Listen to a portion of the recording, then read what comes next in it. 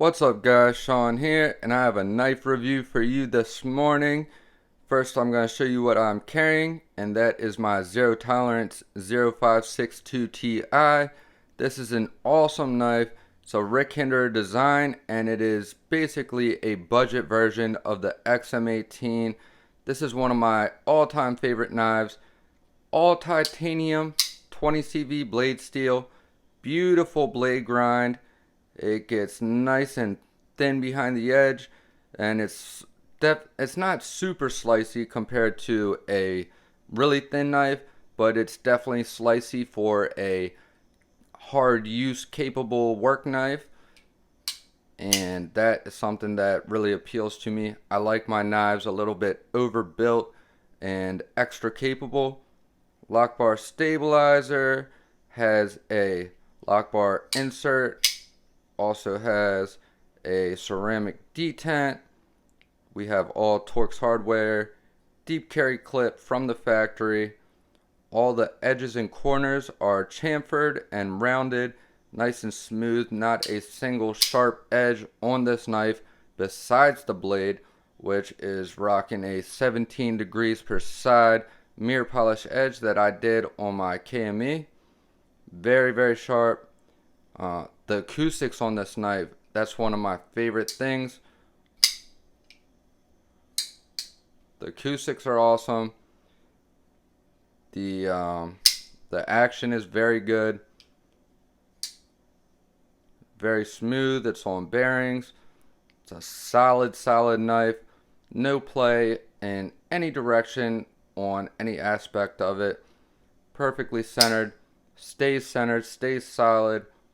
Feels great in hand, and yeah, I can't recommend this knife enough. It's basically all the best features of the XM18 in a cheaper version with not cheaper materials. So you're really making out well when you buy this. Now it is not a cheap knife.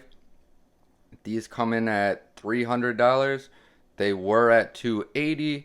And I guess the matte prices have gone up, but even at $300, I still highly recommend this because you're getting all the best aspects of a Hinderer XM18 at a big discount. We're talking $300 versus $425 to $450 for an XM18. So, you know, you're saving about $100. And you're getting titanium on both sides instead of a G10 scale on the show side. So really cool. And another aspect, if you are not a fan of the XM18 flipper, this is a more reserved flipper, a little bit smaller.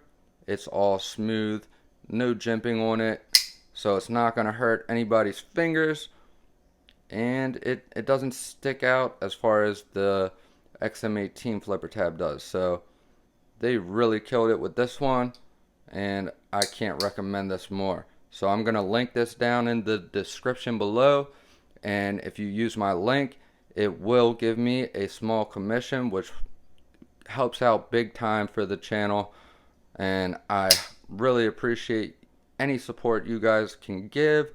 So thank you to everybody who supports the channel in any way. You guys are the best. And yeah, let's get into this. So the knife we are here to talk about is this Hyperblades OTF Tanto, and I'm not sure the exact model of this knife, but I'm sure you can easily find it on the Hyperblades site, which I am not linking on this video because I don't know enough about their company and their products to feel comfortable promoting them.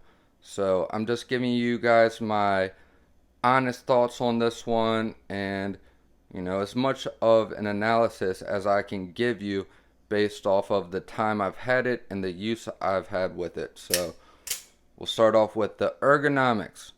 I gave this a 4 out of 5. This has a pretty neutral feel in hand, nothing crazy going on with the handle. Not really any hot spots to it, so that works. And Unlike a lot of other OTF knives, you get more of a palm filling feel, so it feels a little bit more sturdy and useful for more intense cutting tasks. For the clip, this bad boy got a 1 out of 5. Yeah, that's right. I said 1 out of 5. And that's because this clip sucks. I hate to say it, but I call it how it is. And this clip does not like sliding in and out of your pocket. It gets caught at the 3/4 point, and it just doesn't want to slide into your pocket any further unless you really force it, which you have to do with 2 hands, not just, a simple one-handed in and out of the pocket. So that's a big negative in my opinion. I really can't stand knives like that. The clip has to function. I'm not going to really care for a knife very much if it's a hassle to carry it. So, and not only that, but this thing weighs a lot compared to the other OTFs on the market. Now, I will give you a little bit of a size comparison. This is the Microtech Ultratech, one of Microtech's flagship models. And as you can see, the Microtech Ultratech is a little bit thinner of a handle profile and a thinner blade profile, well, shorter from the edge to the spine. And I guess you could say it's a little bit thinner in the handle also, but I think the Hyperblades OTF would compare in size to the Microtech Combat Troodon. I believe that is approximately the size.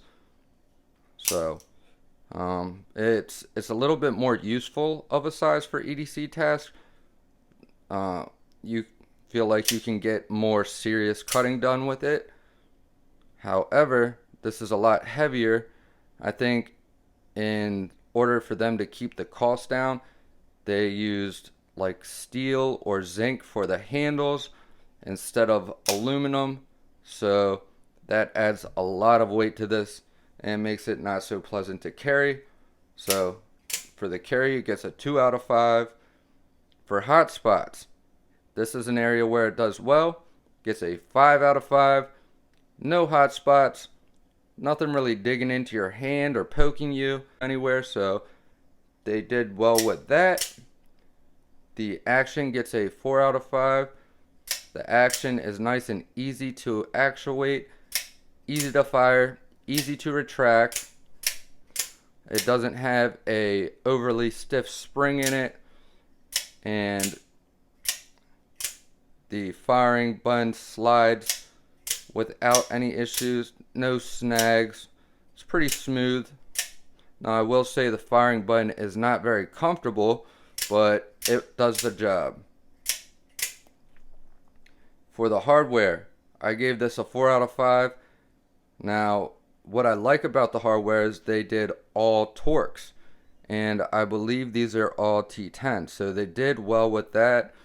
The reason I give it a 4 out of 5 instead of 5 out of 5 is because I don't know if these are titanium screws, if they're steel screws, or what, and I can't tell you if these are, gonna hold up or if there's gonna be any issues with the screws being a little bit soft and stripping out easy. So hopefully they are not soft, but I don't really have any reason to open this up, so yeah. But from what I can see, I like what they did with the hardware. For the aesthetic, this gets a 3 out of 5, and that's because this does not have the worst aesthetic, but with the fake Damascus pattern and the rainbow anodizing and everything, it just kind of gives it a cheap vibe in my opinion. Screams flea market OTF knife. So this is not the variant that I would have chosen. I like a more simple, clean look, but it's not horrible. I mean, the blade grind looks pretty cool, and the handle does not look awful. So I gotta be fair. I can't just give it a horrible score because that's not my thing. So, yeah, 3 out of 5. For the price, it gets a 4 out of 5 because there's not really a large OTF market as far as OTF knives available at a decent price. You have your super budget options, and then it skips from, $50-$60 range up to nearly 300, and there's not really much of an in between. And that's where companies like this come into play, and I think it is a pretty decent middle ground. The only downfall is that you're not necessarily getting better materials. You're just getting a little bit better quality of a build, a little bit more reliability, maybe a little bit more strength and durability, but you're still not getting premium materials. The blade steel on this is 440, which is, nothing to brag about. It did sharpen up perfectly fine and took a screaming sharp edge, so I will say that much. And yeah, for the value, it gets a 3 out of 5, and that's because this is not a knife that is going to appreciate in value. This is one that's going to depreciate in value because there is not enough of a demand, supply demand offset for this to be worth more than you pay for it. So it's going to be really hard for this to hold its value in that kind of market. The knives that hold their value very well are ones that are typically worth their initial retail price, and also knives that are not as easy to get your hands on. Ones that dealers have to struggle to keep them in stock, which means they are not readily available at all times. That tends to keep their value pumped up a little bit. So there's that. I just poked myself, starting to bleed. This thing is very sharp.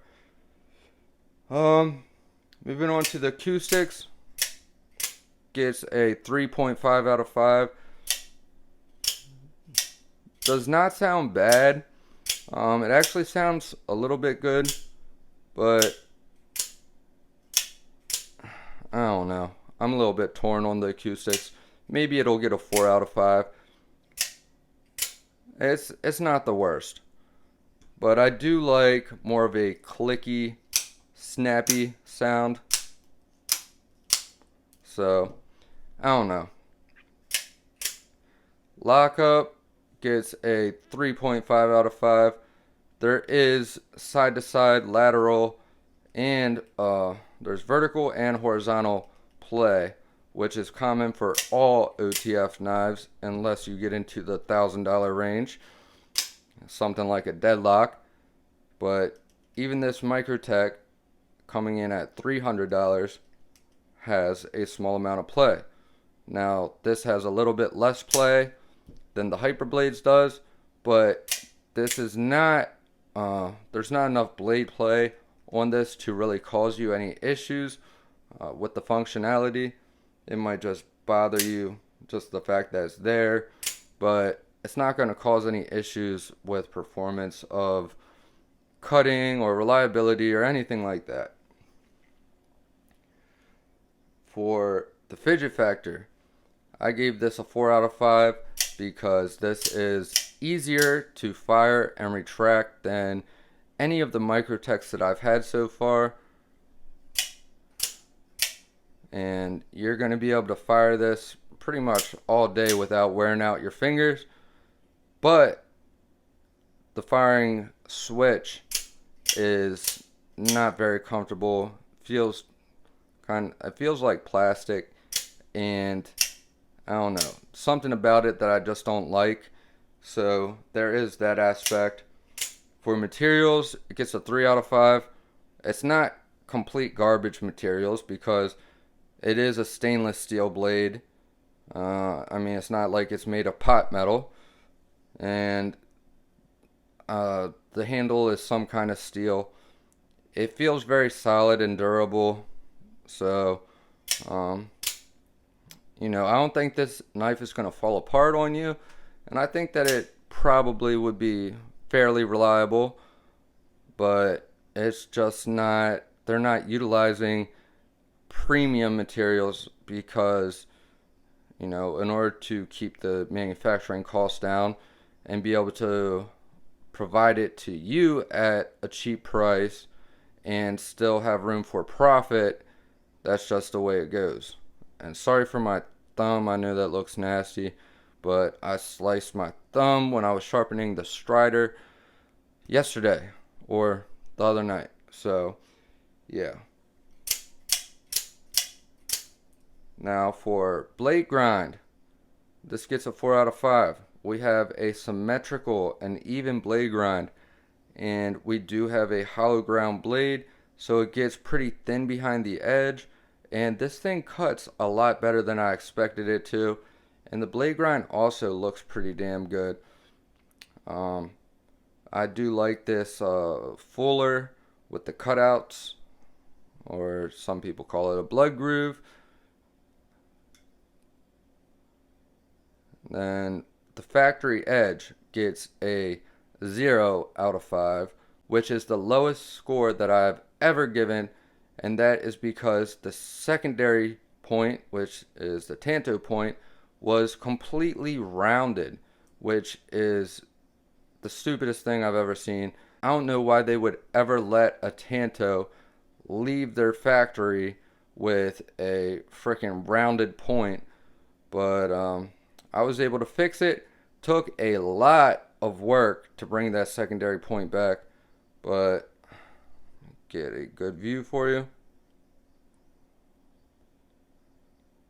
As you can see, 45-degree angle.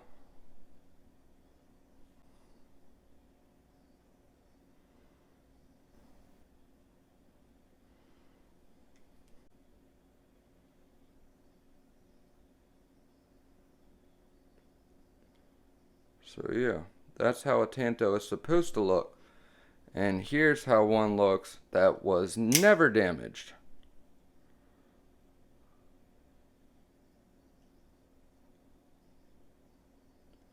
So yeah, I got this one just as good. So I'm proud of that. And yeah, I think that's going to wrap it up for this one, guys. Thank you all for watching. Hope everybody has had a great week so far. Hope everybody has a great day.